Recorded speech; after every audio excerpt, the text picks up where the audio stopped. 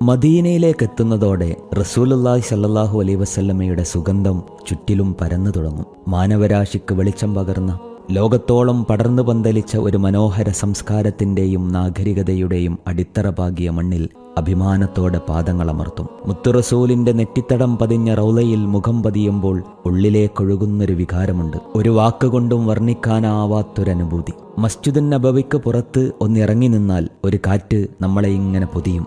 ഹംസ റളിയല്ലാഹു അൻഹുവിൻ്റെയും മിസ്അബ് റളിയല്ലാഹു അൻഹുവിൻ്റെയും രക്തസാക്ഷിത്വത്തിന്റെ സുഗന്ധം അതിലിങ്ങനെ നിറഞ്ഞു നിൽക്കും. ബദറിന്റെയും മുഹദിന്റെയും തബൂക്കിന്റെയും കഥകൾ സത്യത്തിന്റെയും നീതിയുടെയും പോരാട്ട മൈതാനിയിൽ നമ്മളെ കൊണ്ടു നിർത്തും.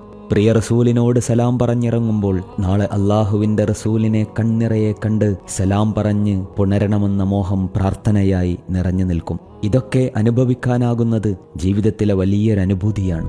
ആ അനുഗ്രഹത്തിലേക്ക് നമ്മെ എത്തിക്കാൻ പ്രാർത്ഥനകളിലെന്നും ഇത് നിറഞ്ഞു നിൽക്കട്ടെ.